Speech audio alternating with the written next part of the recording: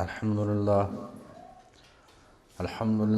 نحمده ونستعينه ونستغفره ونؤمن به ونتوكل عليه ونعوذ بالله من شرور أنفسنا ومن سيئات أعمالنا من يهده الله فلا مضل له ومن يضلل فلا هادي له وأشهد أن لا إله إلا الله وحده لا شريك له وأشهد أن محمدًا عبده ورسوله صلى الله عليه وآله وسلم. أعوذ بالله من الشيطان الرجيم. بسم الله الرحمن الرحيم. هن لباس لكم وأنتم لباس لهن. أما بعد فإن خير الحديث كتاب الله وخير الهدي هدي محمد صلى الله عليه وآله وسلم وشر الأمور محدثاتها وكل محدثة بدعة وكل بدعة ضلالة وكل ضلالة في النار. سورہ بقرہ 187 نمبر آیت، اس کا ایک حصہ میں نے پڑھا. اللہ پاک نے فرمایا کہ عورتیں تمہارا لباس ہیں اور تم ان کے لیے لباس ہو. تو اس بارے میں بات انشاءاللہ ہوگی، اور اس سے آگے جو آیت ہے اس کی بھی. جو خواتین ہیں، اسلام نے ان کی صرف 4 حیثیتوں کو تسلیم کیا. اسلام عورت کی صرف 4 حیثیتیں تسلیم کرتا ہے. ایک ماں ہے، ایک بہن ہے، ایک بیٹی ہے، ایک بیوی. اس کے علاوہ وہ کسی قسم کا کوئی رشتہ وہ تسلیم نہیں کرتا. جو بغیر نکاح کے لوگ بنا لیتے ہیں، جس کا آج کل رواج بن گیا ہے، اس کو اسلام تسلیم نہیں کرتا. یا ماں ہے، یا بہن ہے، یا بیٹی ہے، یا بیوی ہے. تو یہ بیویوں کے بارے میں فرمایا کہ یہ عورتیں جو ہیں، بیویاں جو ہیں تمہاری، یہ تمہارا لباس ہیں اور تم ان کے لیے لباس ہو. اس کے بعد سادہ سا کلیہ عورت اور مرد کے تعلقات کے بارے میں کہ دنیا کی ہر عورت مرد پر حرام ہے سوائے اس کے بیوی کے، اور عورت پر دنیا کا ہر مرد حرام ہے سوائے اس کے شوہر کے. یہ جو رشتے ہیں حلال اور حرام، ان کی تفصیل ہے، شرع نے ساری بتائی ہے. سادہ سا یاد رکھنے کے لیے کہ ہر عورت پر اس کے شوہر کے سوا دنیا کا ہر مرد حرام ہے، چاہے اس کا باپ ہو، بھائی ہو، بیٹا، یا کوئی غیر محرم جو بھی ہے. اور مرد کے لیے سوائے اس کی بیوی کے دنیا کی ہر عورت حرام ہے. یہ کلیہ. اب یہ جو فرمایا اللہ پاک نے کہ عورتیں تمہارا لباس ہیں اور تم ان کے لباس ہو، یہ ایک مکمل تشبیہ ہے اور کامل استعارہ ہے. تشبیہ کہتے ہیں کسی وجہ سے ایک کو دوسرے جیسا قرار دینا. استعارہ ہوتا ہے ادھار لینا، کہ کسی لفظ کو ادھار لے کر کسی اور جگہ پر استعمال کرنا. یعنی بات سمجھانے کے لیے اللہ تعالیٰ نے یہ فرمایا کہ یہ لباس کی طرح ہیں. دونوں ایک دوسرے کے لیے میاں بیوی لباس کی طرح ہے. اب لباس کا جو استعارہ اور تشبیہ استعمال فرمائی گئی، اس کے جو نمایاں پہلو علماء نے بیان فرمائے ہیں، ان میں سے سب سے پہلا پہلو یہ ہے کہ لباس کا سب سے نمایاں پہلو یہ ہے کہ یہ ستر پوشی کرتا ہے، پردہ پوشی کرتا ہے. جو لباس ہے، اس کا سب سے پہلا اور نمایاں اس کا فائدہ اور اس کا پہلو یہ ہے کہ لباس جو ہے وہ پردہ پوشی کرتا ہے، ستر پوشی کرتا ہے. دوسری بات یہ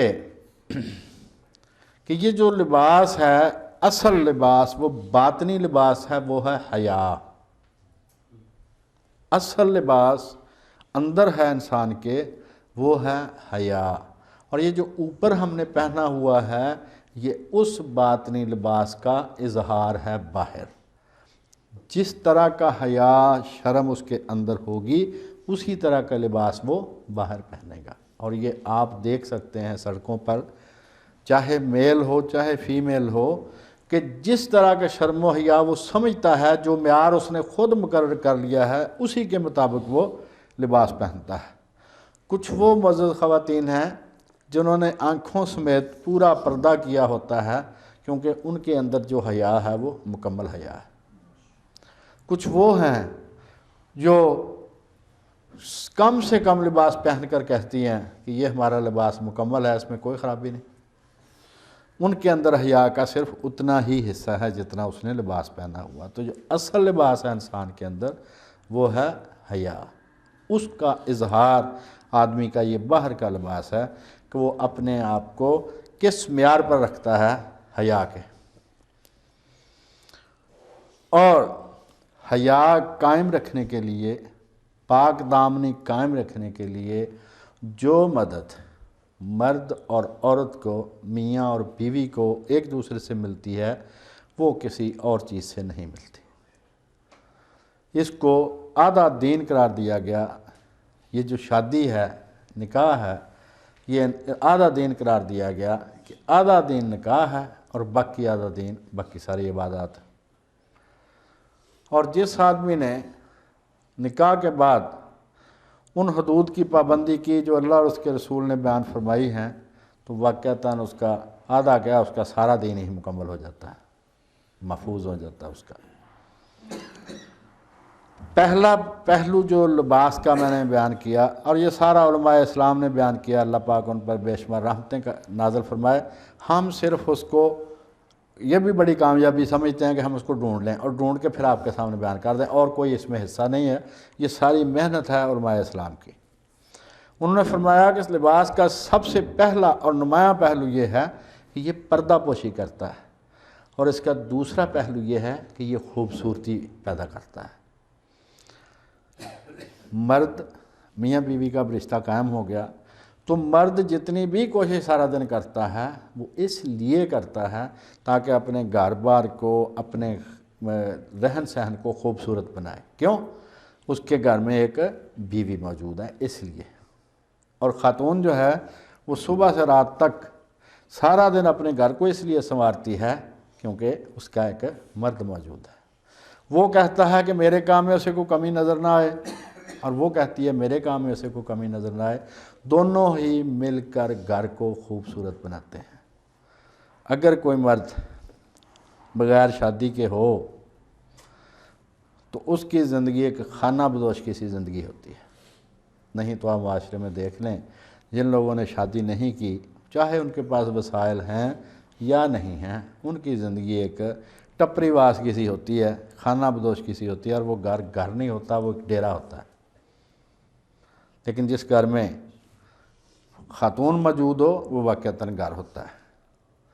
یعنی ہوم اور ہاؤس میں فرق آپ کو پتہ چل جائے گا کہ ہوم جو ہے وہ جذبات سے بنتا ہے، پیار اور محبت سے بنتا ہے، جس میں ماں ہوتی ہے، بچے ہوتے ہیں، شوہر ہوتا ہے، اولاد ہوتی ہے، بیٹیاں بیٹے سب ہوتے ہیں۔ ان سب کے پیار محبت کو مل کر وہ ایک ہوم بناتے ہیں، گھر۔ اور ایک رہنے کی جگہ ہاؤس، وہ اس میں کوئی جذبات نہیں ہوتے، وہ ہوٹل کی طرح ہوتا ہے کہ آئے رات کاٹی اور پھر باہر نکل گیا۔ تو جو مرد بغیر شادی کے ہو اس کی زندگی ایک ایسے ہوتی ہے جیسے ایک خانہ بدوش کی سی زندگی ہوتی ہے، اور جس عورت کی شادی نہ ہوئی ہو وہ بھی دنیا کی تمام رونقوں سے محروم ہوتی ہے، چاہے اس کے پاس جو بھی ہو۔ کیوں؟ جو فطری تعلق ہے، جو فطری زندگی ہے مرد اور عورت کی، وہ ایک گھر کے ساتھ ہے۔ اور مرد اور عورت کے اس تعلق کے صدقے، یہ جو میاں بیوی کا تعلق ہے، اس کے صدقے یہ پوری دنیا کی رونق ہے۔ اگر کسی کی اولاد نہ ہو وہ اتنی جان نہ مارے روٹی کمانے میں۔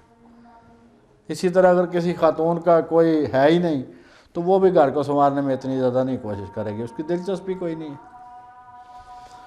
اور لباس کا تیسرا پہلو یہ ہے، پہلا پہلو تھا جسم کی پردہ پوشی، دوسرا پہلو ہے خوبصورتی، اور تیسرا پہلو ہے کہ وہ سردی گرمی کی سختی اور دشمن کے بہت سے خطرات سے محفوظ رکھتا ہے۔ جیسے لوہے کا لباس پہنتے تھے جنگ میں، وہ دشمن کی تلوار سے بچاتا تھا۔ تو روٹین میں ہم جو لباس پہنتے ہیں کہ آج کل موسم سرد ہو گیا ہے تو ہمارا لباس ہمیں سردی سے بچاتا ہے، گرمیوں میں ہمارا لباس ہمیں دھوپ سے بچاتا ہے۔ تو لباس کا تیسرا پہلو یہ ہے کہ وہ ہمیں سردی گرمی کی سختی سے بچاتا ہے، اور اخلاقی لحاظ سے بالکل یہی حال مرد اور عورت کا ہے، یعنی میاں اور بیوی کا۔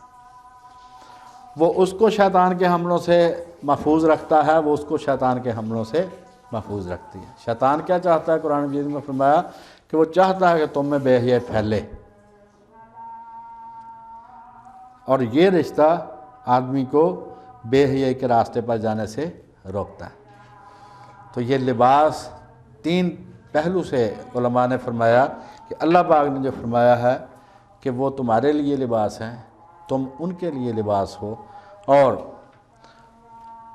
اس لباس کے پھر تین انہوں نے پہلو بیان فرمائے، ایک پردہ پوشی، دوسرا خوبصورتی، اور تیسرا سردی گرمی سے بچانا، یعنی باہر کے اثرات سے بچانا۔ اگر کسی آدمی کی بیوی ہے وہ انشاءاللہ شیطان کے ہاتھ سے بچا رہے گا، کسی خاتون کا شوہر ہے وہ بھی شیطان کے حملوں سے بچی رہے گی۔ یہ عموماً کلیے اکثر پر کلیے ہوتے ہیں۔ اور سورہ روم 30 نمبر سورت ہے، اس کی 21 نمبر آیت ہے۔ اللہ پاک نے جو شادی کا مقصد بیان فرمایا ہے وہ یہ ہے کہ یہ اللہ کی نشانیوں میں سے ایک ہے۔ یہ کوئی چھوٹی موٹی بات نہیں، یہ چھوٹا موٹا رشتہ نہیں ہے۔ اس رشتے پر پوری دنیا قائم ہے۔ بنیادی اینٹ اس دنیا کی صرف دو اینٹیں ہیں، ایک میاں اور ایک بیوی۔ دونوں میں سے ایک اینٹ کھینچ دو، جیسا کہ شیطان کے ایجنٹ کھینچنا چاہتے ہیں کہ شادی کے رشتے کو ختم کر دو۔ ٹی وی پر 6 صحافی بیٹھتے ہیں اور ان میں سے ایک سے بڑھ کر ایک پڑھا لکھا ہے، لیکن جب شیطان ان کا گرو ہو تو اس کا ذرا فکرہ سنیے۔ یہ پچھلے جمعے کی اس کے جو پروگرام تھا اس میں اس نے کہا، وہ شادی کا ذکر آیا تو جو ان میں سب سے زیادہ پڑھا لکھا اس نے کہا یہ شادی والا ادارہ بہت پیچھے رہ گیا، دنیا بہت آگے نکل گئی ہے۔ تو شیطان کسی پر بھی حملہ آور ہو سکتا ہے، پڑھا لکھا ہونا ان پڑھ ہونا یہ کوئی شرط نہیں ہے۔ اس نے صاف ٹی وی پر کہا کہ یہ شادی والا ادارہ بہت پیچھے رہ گیا، دنیا بہت آگے نکل گئی ہے۔ اور انہوں نے اس کے لیے ٹرم استعمال اب کرنا شروع کر دی ہے جدیدیت والوں نے، انفارمل فیملی سسٹم۔ جو ٹرانسجنڈر بل وغیرہ جو پاس ہوا ہے نا، یہ سارا اسی طرف جا رہا ہے۔ یہ ٹرانسجنڈر بل یا دوسرے تیسرے بل جو ہیں یہ اس شیطانی نظام کا ایک جز ہے۔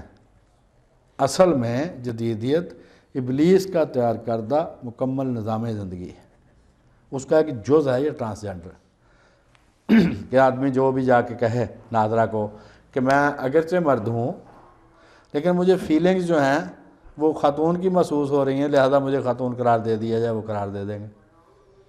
اسلام قبول کرنا ہو تو پہلے سیشن جج کے پاس جاؤ، 3 مہینے وہاں پر وہ آپ کو انڈر آبزرویشن رکھے گا، دونوں مذاہب کی کتابیں پڑھنے کو دے گا، 3 مہینے کے بعد پھر پوچھے گا کہ اب بھی تیرا پروگرام اسلام قبول کرنے کا ہے کہ نہیں۔ اس کے لیے پابندی ہے۔ اگر آپ نے اپنی جنس چینج کروانی ہے، چاہے آپ مرد ہیں، داڑھی رکھی ہوئی ہے، صرف اس کو جا کے بتا دو جی مجھے عورت کی فیلنگ آ رہی ہے تو وہ عورت بنا دے گا آپ کو۔ عورت جا کے کہے جی مجھے مرد کی فیلنگز آ رہی ہیں تو آپ کو ناظرہ اسی کا شناختی کارڈ دے دے گا۔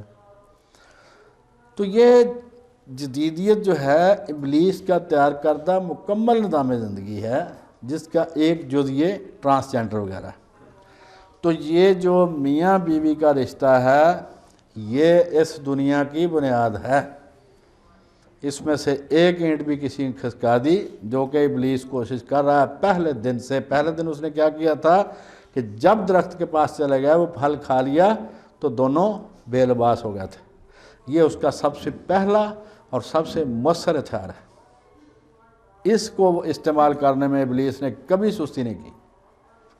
اب بھی کیا ہے کہ انفارمل فیملی سسٹم، یہ جو ہے نا نکاح ہونا، پھر ذمہ داری ہونا کہ جناب یہ اس کی وراثت میں سے بھی حصے دار ہوگی، بیوی بھی، اس کی اولاد بھی جو ہوگی، اور وہ ساری زندگی ان کے خرچے کا ذمہ دار ہے۔ وہ کہتے ہیں یہ فارمل سسٹم ہے، یہ تو انسان کی آزادی کی راہ میں رکاوٹ ہے۔ 4 دن پارٹنر کی طرح رہو، جتنی نبھ گئی اچھی نبھ گئی، نہیں تو الگ الگ ہو گئے۔ تو اس کا حل جو بھی بتاتے ہیں وہ بچوں کے سمجھ میں نہیں آتا۔ نوجوان خون جو ہوتا ہے نا اس کا حال یہ ہوتا ہے جو امجد اسلام امجد نے کہا، اس کی کتاب ہے ذرا پھر سے کہنا، نظمیں لکھتا ہے وہ. تو اس نے کہا سمے کے سمندر کہا تم نے جو بھی سنا پر نہ سمجھے. کہتا یہ وقت کا جو سمندر ہے اس نے ہمیں بڑی نصیحت کی تھی جب ہم جوان تھے, ہم نے سنی بھی تھی لیکن سمجھی نہیں تھی. سمے کے سمندر کہا تم نے جو بھی سنا پر نہ سمجھے, جوانی کی ندی میں تھا تیز پانی ذرا پھر سے کہنا. اب میں بوڑھا ہو گا تو اب مجھے دوبارہ سمجھا, اب وہ ٹائم ہی گزر گیا. تو نوجوان جو ہیں ان کو سمے کا جو ان کے جوانی کی ندی میں جو تیز پانی ہوتا ہے اس وجہ سے وہ نصیحت نہیں سنتے. تو اس کا حل سادہ سا ٹیسٹ ہے کہ جن لوگوں کے لیے تم اتنے زیادہ پاگل ہو رہے ہو ان جیسوں کا بڑھاپا بھی دیکھو کیسا گزرتا ہے. خودکشی کرتے ہیں, پوچھتا کوئی نہیں ہے, پھرتے ہیں امیر خوار کوئی پوچھتا نہیں. وہ والا حساب ہوتا ہے. ہمارے گھروں میں کیا ہے, ہم غریب ہوں امیر ہوں وہ الگ بات ہے, یہ اللہ کی دین ہے. بوڑھی ماں ہوتی ہے, بوڑھا باپ ہوتا ہے, بوڑھی دادی ہوتی ہے, بوڑھا دادا ہوتا ہے, نانی بوڑھی, وہ سب سارے ٹبر کو وہ گالیاں دے رہا ہوتا ہے, سارے سن رہے ہوتے ہیں, ہنس رہے ہوتے ہیں. 15 آدمی ان کی خدمت پر ہوتے ہیں. وہ خود اٹھ کے پانی نہیں پی سکتے لیکن سارے وہ جتنے بھی ہوتے ہیں گھر کے افراد, اور خاص طور پر جو پوتے پوتیاں ہوتے ہیں وہ سارا وہ ان کے نوکر ہوتے ہیں وہ ان کے, اور ان کو بھی ذرا بھی ان کو پریشانی نہیں ہوتی اس بڑھاپے کی. لیکن جس نے اپنی زندگی آوارہ گردی میں گزاری ہو اس کا بڑھاپا دیکھو کہ کیسا گزرتا ہے. کوئی پوچھنے والا نہیں ہوتا, کوئی کہیں مرا ہے کوئی کہیں مرا ہے, اور اس کی مطلب لاش اٹھانے والا بھی کوئی نہیں تھا. اور ادھر کیا ہوتا ہے, اگر فوتگی ہوتی ہے ظاہر ایک روٹین کا کام ہے سارے گھروں میں, تو کوئی بزرگ فوت ہو گیا تو سارے کہاں سے رشتہ دار آتے ہیں, مطلب اس کو جاتی دفعہ بھی عزت کے ساتھ لے کے جاتے ہیں. یہ فرق ہے اس تہذیب میں جس کو فارمل فیملی سسٹم کہتے ہیں اور اس کو جس کو انفارمل فیملی سسٹم کے نام پر انٹروڈیوس کروانے کی کوشش کی جا رہی ہے. لہذا سوچو کہ ابھی نہ دیکھو اس کے 4 دن جو کنجری ہوتی ہے اس کے 30 سال کی عمر تک اس کی بڑی اٹریکشن ہوتی ہے, اس کے بعد دیکھو اس کا حال کیا ہے. تو یہ جو میاں بیوی ہیں یہ اس دنیا کی بنیاد ہیں, اس پر پوری دنیا کھڑی ہے. ان میں سے ایک اینٹ بھی کسی نے کھسکا دی تو یہ دنیا ختم ہو جائے گی, یہ معاشرہ ختم ہو جائے گا, اور دنیا میں افراتفری اور سوائے زنا کے کچھ نہیں باقی رہے گا. اور زنا بھی ظاہر جس دن کسی کو دلچسپی ہوتی ہے وہ کرتا ہے, اس کے بعد چھوڑ دیتا ہے اس کو, پھر اس کا والی وارث کون ہے. اور یہ بھی سوچنا چاہیے خاص طور پر فیمیل کو کہ جو تم کہہ رہی ہو میرا جسم میری مرضی, اس میں مرد کا کیا جائے گا. مرد تو خوش ہوتے ہیں بھائی, تم کو 25 سال کے لیے کم از کم ذمہ داری ملے گی. آپ حساب لگا کے دیکھ لو 25 سال کی عمر تک ماں پالتی بچے کو, جب تک اس کی شادی نہیں ہو جاتی اس بھائی صاحب کو اپنے نہ کو کتاب ملتی ہے, نہ جرابیں ملتی ہیں, نہ کھانا, اس کا کچھ بھی نہیں ملتا, اس کو ہر چیز ماں ہی دیتی ہے اٹھا کے. تو وہ تو چلا جائے گا, وہ تو خوش ہے مرد تو کہ مجھے ذمہ داری نہیں پڑی, مجھے خرچہ نہیں پڑا. تمہیں 25 سال کے ذمہ داری مل جائے گی, ذرا سوچ کے بات کرو. تو سورہ روم 30 نمبر سورت 21 نمبر آیت میں اللہ پاک نے فرمایا کہ یہ اللہ کی نشانیوں میں سے ایک ہے کہ اس نے تمہاری جنس سے تمہارے لیے جوڑے پیدا کیے. یعنی مرد اور عورت انسان کی جنس سے ہیں تو دونوں ایک ہی جنس سے اللہ نے جوڑے بنائے. اب ان کا مقصد بیان فرمایا گیا, 3 مقصد ہیں ان کے, تاکہ تم ان سے سکون حاصل کرو. شادی کا پہلا مقصد ایک دوسرے سے سکون حاصل کرنا, دوسرا محبت ہو آپس میں, اور تیسرا آپس میں ہمدردی ہو. ہمدردی سے قربانی جنم لیتی ہے کہ آدمی اپنی ضرورت کو چھوڑ کے دوسرے کی ضرورت پوری کرتا ہے. اب آپ دیکھیں کسی گھر میں بھی ماں نے کبھی بہانہ بنایا کہ میری طبیعت ٹھیک نہیں, میں روٹی نہیں پکا کے دے سکتی. یہ بچوں کو ہی پھیٹر لڑتی ہے کہ جا کے وہ یونیورسٹی یا کالج کی کنٹین پر کھاتے ہیں. ماں نے کبھی انکار نہیں کیا کھانا دینے سے. اس کو سارا سال کوئی چھٹی نہیں ہوتی, وہ بیمار ہو, وہ بھی انسان ہے, وہ تھکتی بھی ہے, بیمار بھی ہوتی, لیکن اس نے کبھی بہانہ نہیں بنایا. یہ ہے ہمدردی, اظہار قربانی. وہ ہمیشہ وہ گیونگ اینڈ پر رہتی ہے, وہ کہ سارے خاندان کی ضرورتیں اس ایک نے پوری کرنی ہوتی ہیں. تو آپ کو بھی چاہیے خاص طور پر جو نوجوان ہیں بیٹے بیٹیاں کہ وہ بھی اپنی ماں کو کبھی دبا دیا کریں کہ وہ بھی انسان ہے, اس کو سارا سال کوئی چھٹی نہیں, آپ کو ہفتے کے بعد چھٹی ہوتی ہے 1 یا 2, تو اس انسان کو بھی تھوڑا پوچھ لیا کریں. جس طرح تم باپ سے چوری ماں سے پیسے کھسکا لیتے ہو، اسی طرح جب تم کمانے لگو تو اس وقت تم بھی چوری سے اپنی بیوی سے چوری ماں کے سرانے تلے کچھ رکھ دیا کرنا. تو فرمایا 3 مقصد ہیں اسلام نے شادی کے بیان کیے قرآن نے. نمبر 1 سکون حاصل کرنا، گھر میں پرسکون ماحول ہو، دونوں میں محبت ہو اور دونوں ایک دوسرے کے ہمدرد ہو. تو اب یہ جو اسلام کے مقابلے میں جو عورت کے بارے میں کہتے ہیں جی ہماری تہذیب نے بہت اس کو آزادی دی ہے، اٹھ کے ٹھیکیدار بنتے ہیں تہذیب کے، ذرا ان کے خیالات سن رہے ہیں.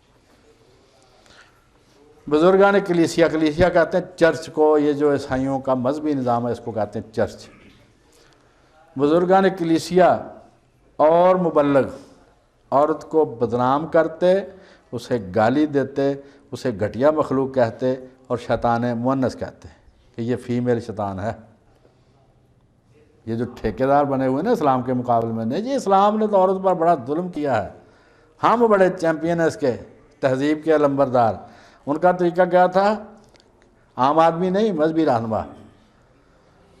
عورت کو بدنام کرتے، اسے گالی دیتے، اسے گھٹیا مخلوق کہتے اور شیطان مؤنث کہتے. اور گھٹیا لفظ جو ہے یہ اردو زبان میں خنزیر کے لیے استعمال ہوتا ہے. پنجابی میں ہم کہتے ہیں سیکنڈ ریٹ، دوسرے درجے کی چیز کو. اردو زبان میں یہ اصل لفظ ہے، یہ خنزیر کے لیے استعمال ہوتا ہے. تو جب اردو دان کسی کو گھٹیا کہے تو اس کا مطلب یہ ہوتا ہے تو وہ اسے گھٹیا مخلوق کہتے. اور شیطان مؤنث کہتے ابلیس تو ہے نا میل شیطان، یہ فیمیل شیطان ہے. یہ انسان کو گناہ پر لاتی ہے. اور یہ لیٹورنیو اس کی کتاب ہے ایوولوشن آف میرج، پیج ہے اس کا 205، اس میں اس نے لکھا ہے. اب آدھی گواہی کا بڑا شور بتاتا ہے اسلام نے جی عورتوں کو آدھی کا، یہ مسلمان عورتیں میں بلا سوچے سمجھے کوئی کتاب لکھ رہے جی آدھی عورت کوئی کچھ لکھ رہی ہے کچھ. اب ذرا ان کی جن کے پیچھے تم لگی ان کا سن لو. عورت کی آدھی گواہی کا شور مچانے والے سن لیں کہ یہودی قانون کے مطابق عورت گواہ بن ہی نہیں سکتی. آدھی تو بعد کی بات ہے، آدھی پوری تو عورت گواہ بن سکتی ہی نہیں، گواہ صرف مرد ہوگا. اور کہاں پہ لکھا ہے؟ یہ تالمود میں لکھا ہے، ایوری مین تالمود، پیج ہے اس کا 326. اور جیوش انسائکلوپیڈیا جو ہے اس کا جلد نمبر ہے 5 صفحہ 577، اس میں لکھا ہے گواہ صرف مرد ہو، عورت گواہ نہ ہو. یہاں پر ہو رہے ہیں آدھی گواہی کو، حالانکہ وہ بھی صرف مالی معاملات میں ہے. ورنہ جو عورتوں کے معاملات ہیں ان میں ایک عورت کی گواہی پوری دنیا کے مقابلے میں کامیاب ہے. دائی بتائے گی یہ بچہ کس کا ہے، اس ایک کی گواہی پر پوری دنیا کی گواہی رد کر دی جائے گی. خاتون جو ہیں، خواتین کے جو اپنے ذاتی معاملات ہیں ان کے بارے میں صرف خاتون کا بیان قابل قبول ہوگا، کسی کو نہیں پتہ ہوگا باقی کو. تو گواہ صرف مرد ہوں، عورت گواہ نہ ہو. جیوش انسائکلوپیڈیا ہے، 5ویں جلد ہے، صفحہ 577. ایک ہے Havelock Ellis man and woman, اس کی کتاب ہے، صفحہ 196. وہ اس میں لکھتا ہے کہ دھوکہ دینا عورت کی فطرت میں شامل ہے.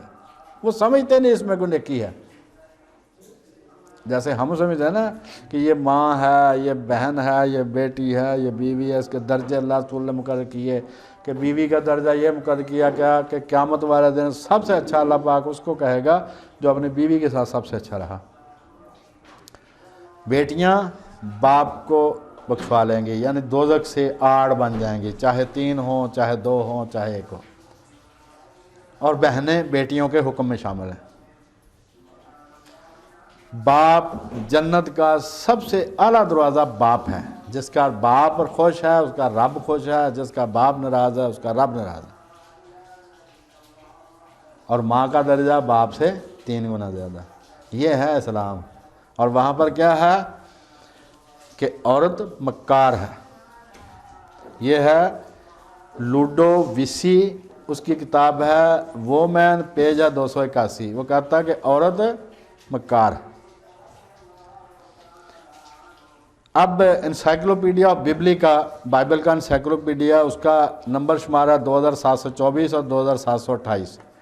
اس میں لکھا کہ مشرکین عرب اور بائبل کے قانون کے مطابق عورتوں اور نابالغ لڑکوں کو وراثت میں حصہ نہیں ملتا، صرف بیٹوں کو وراثت ملتی ہے، جبکہ اسلام نے عورتوں کو جو بھی جس بھی شکل میں بیوی ہو، ماں ہو، بہن ہو، بیٹی ہو، سب کو وراثت میں حصہ دار قرار دیا۔ اب لیکی بہت مشہور مصنف ہے، اس کی کتاب ہے ہسٹری آف یورپین مورل، 2 جلدوں میں ہے، اس کا ترجمہ بھی سید عبد الماجد علی آبادی نے شائع کیا تھا، تاریخ اخلاق یورپ کے نام سے۔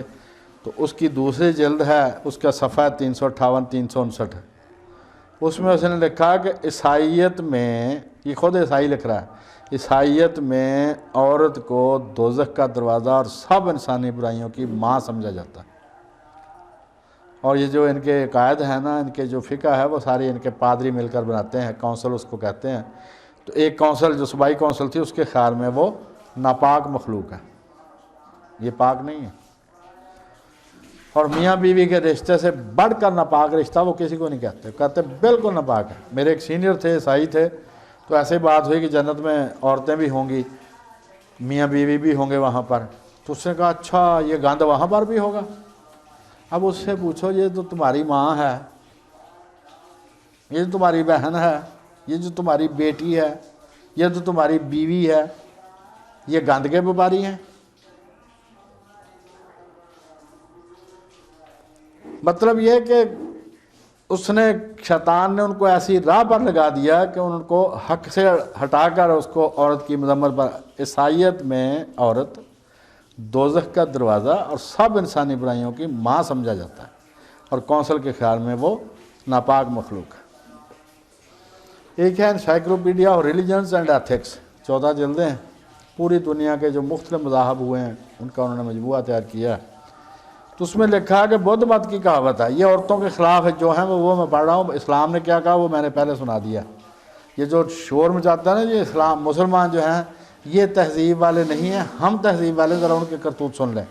بدھ مت کی کہاوت ہے کہ جس طرح پانی میں مچھلی کا راستہ نہیں ڈھونڈا جا سکتا، کہ پانی میں جب مچھلی جاتی ہے تو راستہ تو کوئی نہیں باقی پیچھے بچتا اس کا، اسی وقت وہ بند ہو جاتا پانی، اسی طرح عورتوں میں سچ کی موجودگی مشکل ہے۔ وہ کہتا ہے عورت سچ بول سکتی ہی نہیں۔ Encyclopedia of religions and ethics, 5ویں جلد ہے، صفحہ 271۔ اب جناب جس کا میں نے پہلے حوالہ دیا لوڈوویسی، وہ میں نے اس کی کتاب ہے، صفحہ اس کا 5 ہے۔ اسلام نے کیا کہا کہ جس نے نکاح کر لیا اس کا آدھا دین محفوظ ہو گیا۔ اس نے کہا کہ شادی شدہ ہونا شرمناک کام ہے، اس سے پرہیز کیا جانا چاہیے، تو پھر زنا ہی ہوگا، اور وہ کر رہے ہیں۔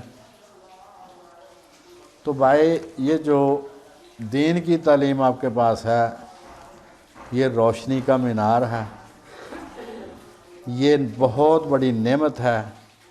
یہی نعمت آپ سے چھیننے کے لیے کوشش ہو رہی ہے کہ ہمارے پاس جو نور تھا وہ ہم نے گم کر لیا، جو ان کے پاس ہے وہ بھی گم کر دو، تاکہ ہمیں یہ برا نہ کہہ سکیں۔ تو اس کی قدر کریں، جو رسول کریم علیہ الصلوۃ والسلام نے فرما دیا، ساری دنیا کے عقل مند بھی جمع ہو جائیں، وہ فائنل ہے، اس میں کبھی کوئی خرابی نہیں ہوگی، اس کا فائدہ ہی فائدہ ہوگا۔ جو اپنی طرف سے انسان کچھ بھی کوشش کر کے قانون سازی کرے، طریقہ مقرر کرے، اس میں ہمیشہ کمی نکلے گی۔ تو اللہ تعالیٰ سے دعا ہے کہ ہمیں شرع کے مطابق زندگی گزارنے کی توفیق عطا فرمائے۔